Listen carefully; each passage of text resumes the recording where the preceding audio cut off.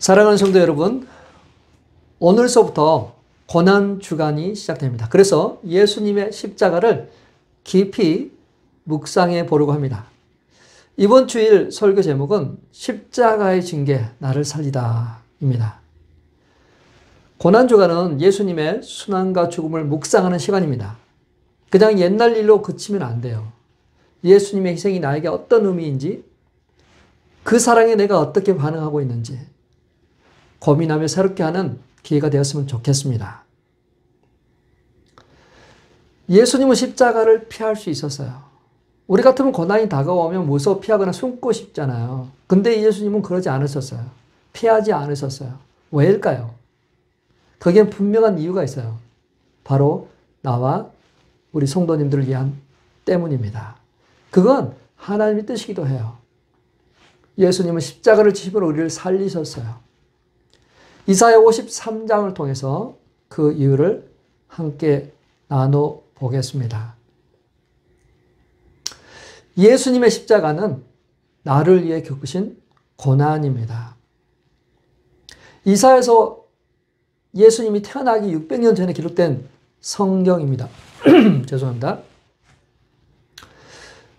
600년 전에 기록된 성경에 고난받는 종에 대한 기록이 나와요. 예수님은 왜 고난을 겪으셨을까요? 그게 우리랑 무슨 상관이 있을까요? 본문은 이렇게 시작해요. 그는 멸시를 받았으며 사람들에게 버림받았고 고통을 많이 겪었다. 이러한 모습은 화려한 왕의 모습처럼 보이지 않죠? 오히려 사람들이 외면하는 모습 같아 보여요. 예수님의 겉모습으로만 봐서 사람들이 흠모할 만한 그러한 모습이 아니에요. 사람들의 마음을 사로잡을 그런 스타일이 아니었어요. 그분은 왕으로 오셨지만 왕궁에서 태어나지도 않았어요. 마구간에서 태어났어요. 금빛 왕관 대신에 가시면류관을 쓰셨어요. 그래서 사람들은 그분을 조롱했어요. 침뱉고 무시했어요. 채찍질했어요. 그 채찍에 나비 박혀 있었거든요. 때리면 살점이 뜯겨 나가요. 내리칠 때마다 살점이 떨어져 나가요. 다시 잡아당기면 살점이 떨어지죠. 피가 흐릅니다. 그리고 그분은 십자가 위에 달리셨을 때 옷이 다 벗겨졌어요. 사람들이 다 볼 수 있었죠. 수치와 조롱을 당했어요. 우리 같으면 그 상황에 처하면 소리 지르고 막 악을 쓰고 막 저항할 수 있는데 예수님은 침묵하셨어요. 그 고통스러운 순간에도 예수님은 침묵하며 순종하셨어요. 제가 어릴 때 이 손바닥에 못이 찔린 적이 있었습니다. 배구를 하다가 배구공을 쪄서 뒤로 가다가 넘어졌는데 뒤로 짚었어요. 근데 바닥을 짚었는데 마침 그때 합판이 있었고 그 합판에 튀어나온 못에 찔렸어요. 선생님께서 담배 연기로 해주셨어요. 그리고 된장을 발라주셨어요. 된장은 발효되면서 향균 효과가 있고 또 짜기 때문에 아마 소독작용을 했던 것으로 생각합니다. 근데 담배 연기는 어떤 효과가 있었는지는 잘 모르겠어요. 근데 제가 느끼는 것은 이게 효과가 있냐 없는 것보다는 심리적인 그런 안정감을 줬던 것 같아요. 우리가 넘어졌었을 때 해주잖아요. 그죠? 그것처럼 선생님께서 담배 연기로 불어줄 때 그 심리적인 안정감이 있었던 것 같아요.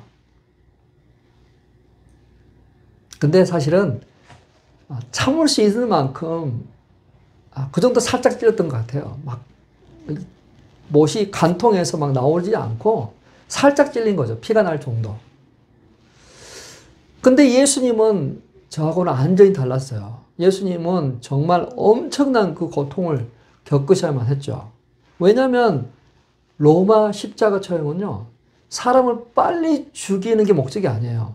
최대한 오래 고통스럽게 고통을 주면서 서서히 질식시키는 거야. 탈신시켜 죽이는 거야.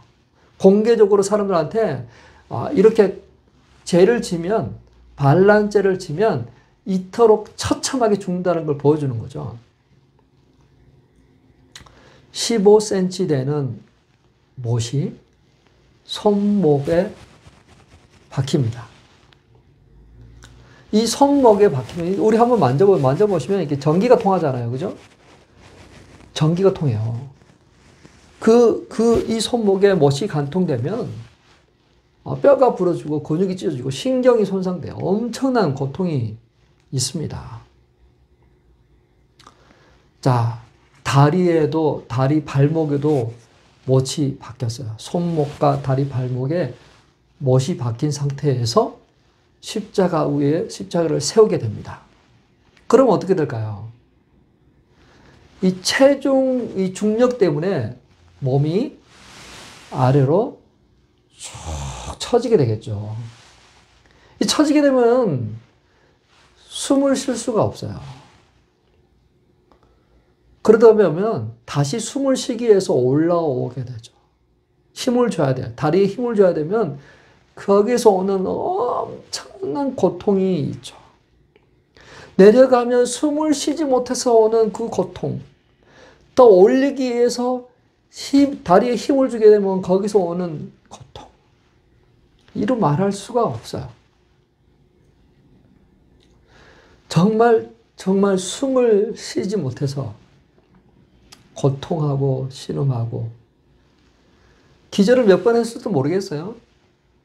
그러한 엄청난 고통의 시간을 당하다가 예수님은 6시간 만에 죽으셨어요. 로마 병사가 예수님의 죽음을 확인하기 위해서 창으로 옆구리를 찔렀을 때 물과 피가 나왔다고 했어요. 폐에 공기가 가득 차야 되는데 공기 대신에 물이 찬 거예요. 물이 차면 어떻게 돼요? 숨을 쉬기가 좀 곤란하거든요. 굉장히 힘들죠. 자, 십자가는 우리가 생각하는 그 고통, 그 상상 이상입니다. 이사야 53장에서 말하는 예수님의 십자가는 그러면 누구를 위한 것이냐? 이게 다 우리를 살리기 위해서라는 거죠. 나를 위해서 참으신 거예요. 이사야 53장 7절 같이 읽어볼게요. 그는 곤욕을 당하여 괴로울 때도 그의 입을 열지 아니하였으며 마치 도수장으로 끌려가는 어린 양, 털 깎는 자 앞에서 잠잠한 양같이 그의 입을 열지 아니하였도다. 사람들은 그런 그를 기히 여기지 않았습니다. 우리는 그분을 기히 여기지 않았어요. 왜 그분을 기히 여기지 않았을까요? 사람들은 겉으로 보이는 것에 너무 쉽게 끌려요. 화려한 외모, 권력, 성공, 이런 걸 보면 와, 대단하다 하잖아요. 그런 사람에게 매료됩니다. 사람들은 겉모습을 엄청나게 따져요. 잘생겼다, 멋있다, 그런 말 들으면 좋잖아요. 기분 좋잖아요. 2015년에 실시한 조사에 따르면 남녀 1,500명을 대상으로 설문조사를 했어요. 외모가 중요하다고 답한 사람이 86%. 심지어는요, 인사 담당자 880명을 대상으로 설문조사를 했어요. 지원자의 외모를 평가에 반영하느냐 물었더니 64%가 그렇다고 답했어요. 사람들은 겉모습, 용모와 키를 봅니다. 그 사람의 배경, 겉으로 드러나는 것을 봐요.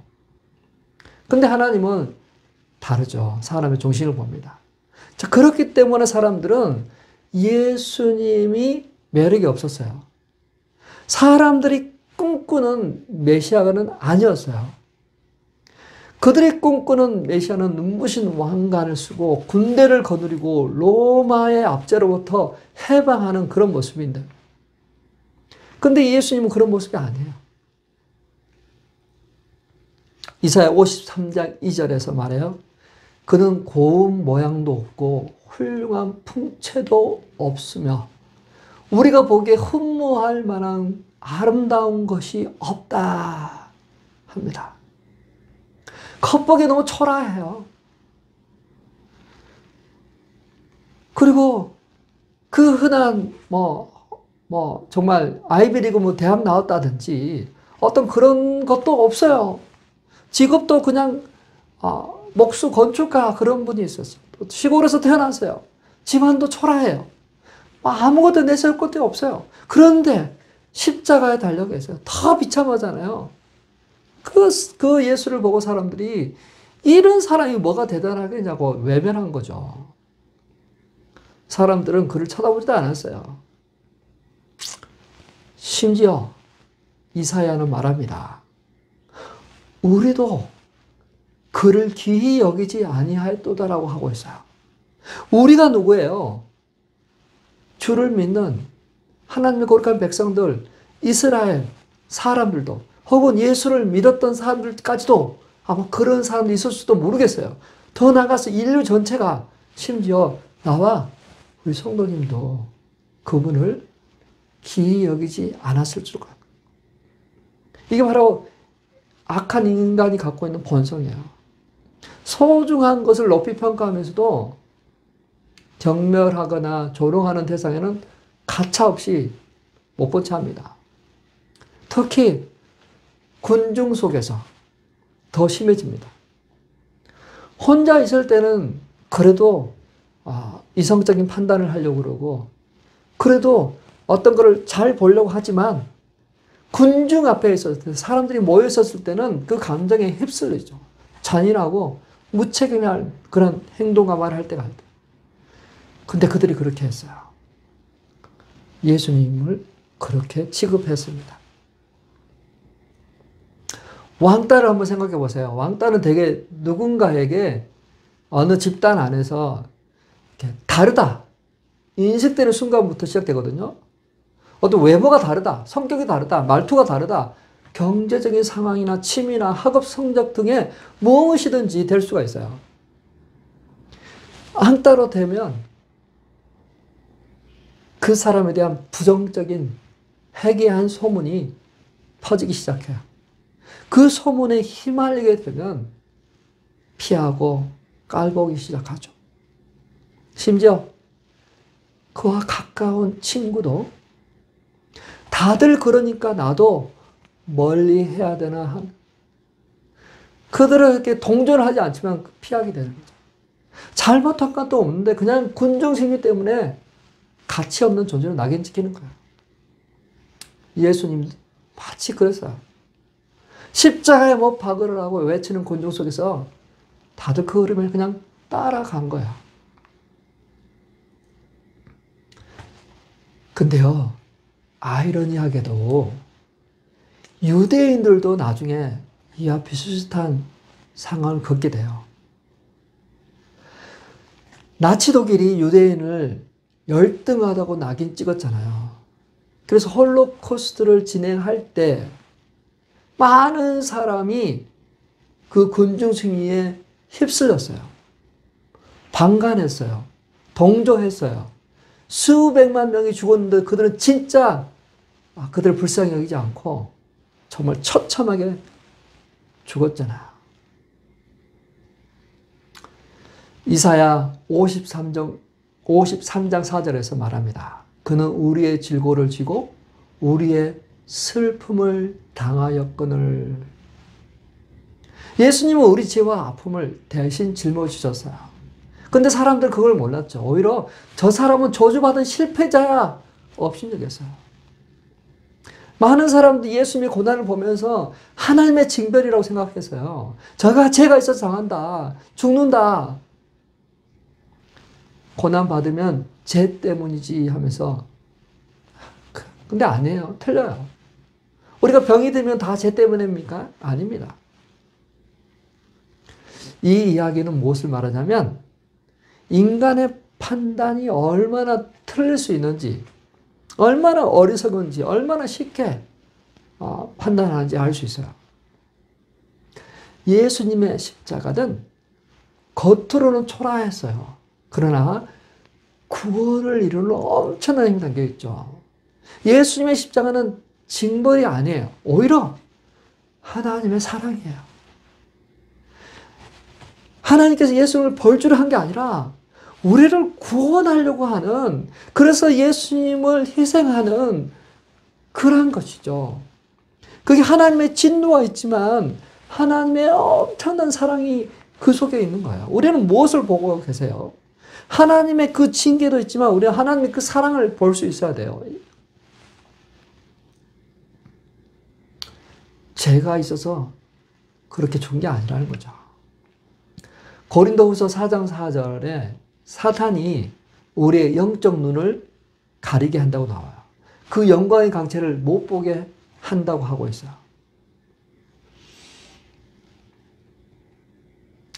그래서 우리는 조심해야 돼요. 세상적인 것들이, 세상적인 성공이나 세상적인 눈에 보이는 겉모습에 그 진리와 가치가 묻어지지 않도록 해야 돼요. 예수님의 희생이 가지고 있는 깊은 그 의미를 우리는 깨달아야 되죠. 자, 우리 주변에 고난받는 사람이 있습니다. 약한 사람이 있습니다. 멸시받는 사람이 있어요. 외면받는 사람이 있어요. 근데 사실은 너무나 소중하거든요. 그 속에 정말 하나님의 어떤 깊은 의미가 있을 수 있거든요. 천하보다 귀한 영혼이거든요. 근데 별거 아니네. 마치 보지도 않는, 무시하는 그런 일이 없어야 될 것이죠. 그렇게 한다면 예수님을 멸시했던 군중과 다를 게 없잖아요. 그죠? 자, 십자가의 징계가 나를 살리고 치유합니다. 이게 얼마나 놀라운 소식입니까? 십자가의 징계. 사실은 내가 받는 징계죠. 내가 받는 징계를 예수님께서 대신 받으신 거예요.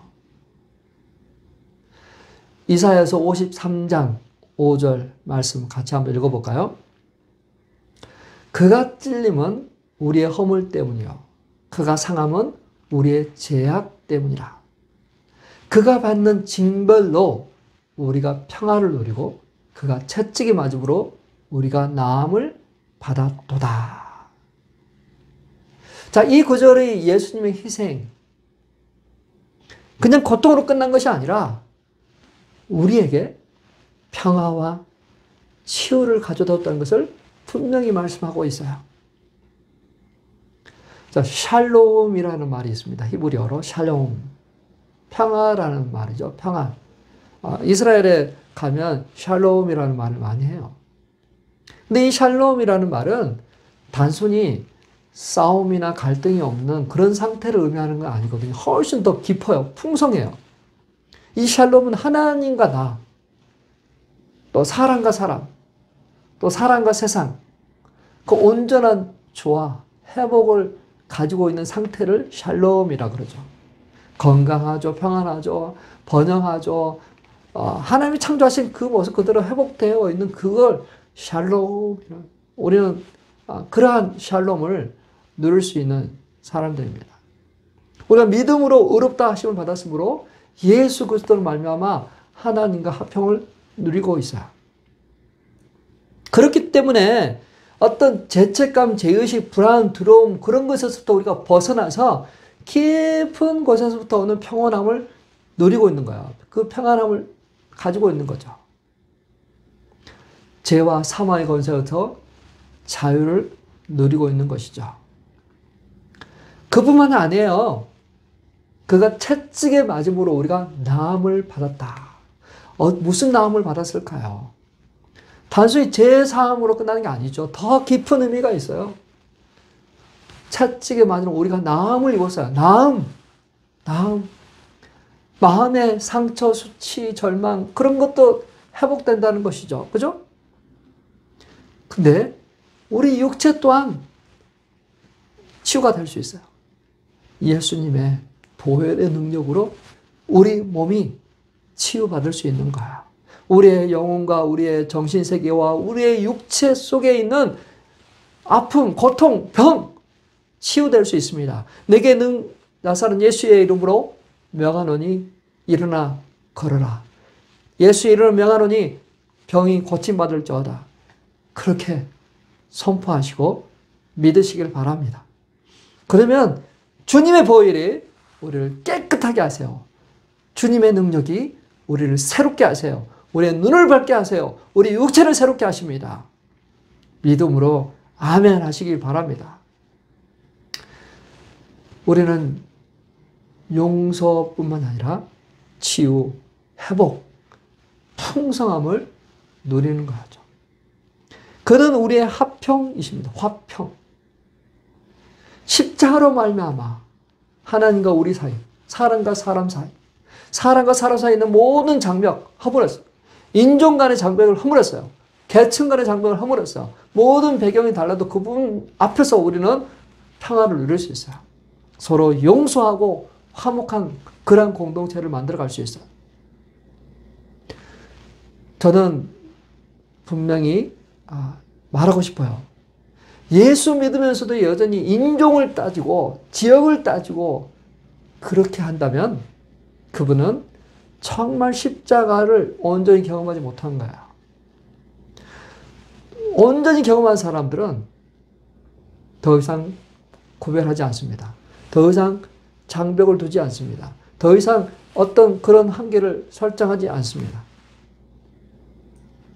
사랑하는 성도 여러분, 십자가의 고난은 끝이 아닙니다. 시작이에요. 시작. 그리스도 안에서 새롭게 태어난 삶의 시작입니다. 예수님은 그것을 위해서 도망가지 않고 그 고난을 받으셨어요. 그 징계를 받으셨어요. 그건 다 나와 우리 성도님들을 살리려는 하나님의 사랑입니다. 그 희생 덕분에 우리는 죄에서 자유로웠어요. 상처가 치유되었습니다. 하나님과 화평을 누리고 있어요. 새 삶을 살고 이번 고난 주간에 이 놀라운 사랑을 깊이 묵상했으면 좋겠어요. 이 십자가의 사랑이 우리 삶을 어떻게 바꿀 수 있는지 직접 경험하길 바랍니다. 고난 주간 의미 있게 보낸 무엇일까 고민하시고 가족끼리 한번 해보세요. 저희 가족은 미디어 금식을 하려고 해요. 바쁜 일상생활 속에서도 하루 한 끼를 밥을 먹지 않는다든지 또 주님과 기도하는 시간을 갖는다든지 주님과 교제하는 주님의 그 고난을 묵상하는 그러한 시간들이 있기를 바랍니다. 주님이 나를 위해서 이걸 겪으셨구나 생각하면서 감사하는 시간을 가져보길 바랍니다. 그래야 할 때 그 부활절이 얼마나 큰 기쁨으로 다가오겠어요. 모든 권세, 모든 것들을 깨뜨리시고 부활하신 주님을 우리가 얼마나 기뻐할 수 있을까요?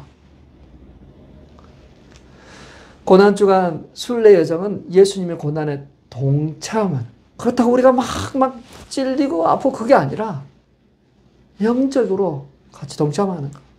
묵상하고 생각해보는 거. 자신을 돌아보는 거야. 그래서 부활을 소망하며 앞으로 나아가는 그러한 영적 순례의 한 주간 되시길 주님의 이름으로 축원합니다.